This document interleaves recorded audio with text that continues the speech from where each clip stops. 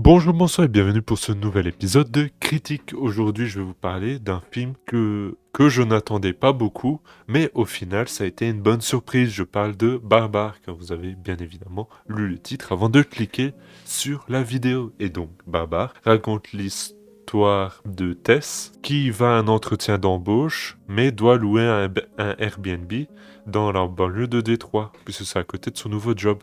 Mais lorsqu'elle arrive, quelqu'un habite déjà la maison. La nuit arrive et des bruits bizarres se font entendre et la terreur ne fait que commencer. Pourquoi je n'attendais pas ce film? Tout simplement parce qu'il est sorti sur Disney+, et généralement, un film horreur sur Disney+, c'est un gros étron filmique très peu intéressant. En même temps, Disney+, quoi. Mais là, la réalisation de Zach Cregger est vraiment une petite pépite que je recommande à tout le monde, ceux étant fans ou non du cinéma d'horreur. Ça vous fera tous autant plaisir. Bon, maintenant que j'ai donné mon avis, je vais quand même rentrer dans le détail, malgré tout. On est là pour ça, après tout. Bien vu, l'aveugle. Donc, j'ai trouvé le film très intéressant, mais parce que c'est un film perturbant. Pas perturbant à cause des images ou du contexte dans lequel l'histoire se passe, mais des perturbants dans le sens déroutant. Le spectateur se pose toujours des questions sur ce qu'il regarde, de façon consciente ou non. Mais avant tout, j'aimerais préciser que le film se passe en 3 parties, avec chacun d'entre elles plutôt, et une histoire à part entière, reliée par une même trame commune, et chaque petite histoire a une introduction et un climax. Et c'est justement le climax qui crée une rupture et passant à la partie suivante. Déjà, ça, c'est un parti pris très osé. Proposer 3 histoires au lieu d'une grande. Et malgré tout, c'est bien réussi. Pourquoi? Parce que chacune de ces parties passe dans un univers visuel très marqué, chacune d'entre elles. On passe de l'esthétique qu'on pourrait qualifier d'elevated horror à une esthétique très pop, très colorée, très léché, à une esthétique de cinéma d'exploitation assez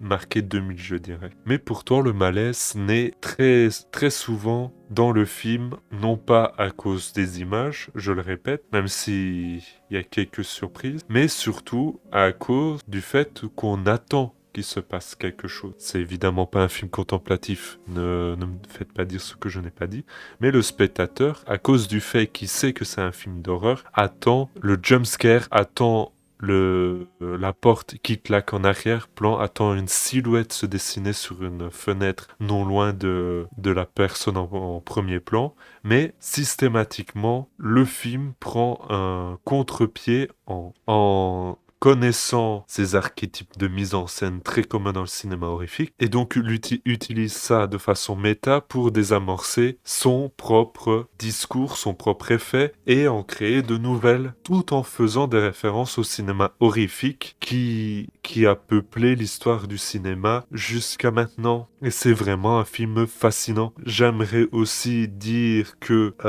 moi-même, je vais bien être honnête, moi-même, lors de la première partie, je ne savais pas du tout ce qu'allait être le film. Je croyais d'abord, puisque c'est pas un spoil, je croyais d'abord que c'était un home invasion avec un mec qui séquestre une nana. Oui, j'ai cru que c'était un film de fantôme et ensuite j'ai recru que c'était un film de psychopathe, alors que je me suis trompé à chaque fois.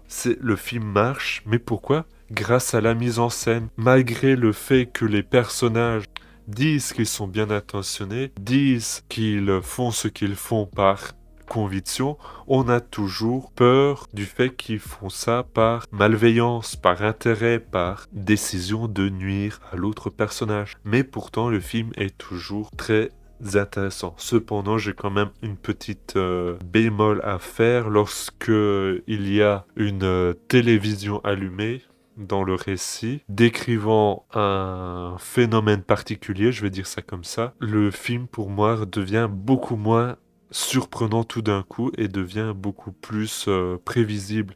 Mais bon, je crois que c'est la première réalisation de Zach Cregg. On ne peut pas avoir un niveau d'expertise tout aussi haut tout le long d'un récit aussi fantastique tout simplement. Donc, vous l'avez compris, je vous recommande énormément Barbarian, Barbare en français, puisque c'est un vrai film charmé. Mais sinon, c'est la fin de l'émission, je tiens à vous remercier de l'avoir suivi. Si vous voulez soutenir la chaîne, vous pouvez vous abonner pour ne rater aucune émission, partager nos émissions rigolotes de presque qualité pour les faire découvrir à vos amis. Vous pouvez également laisser un petit pouce bleu avec un beau commentaire ou suivre nos comptes Twitter @vous-ciné où on vous parle de l'actualité du cinéma et de notre petite chaîne YouTube. On se retrouve la semaine prochaine. Salut!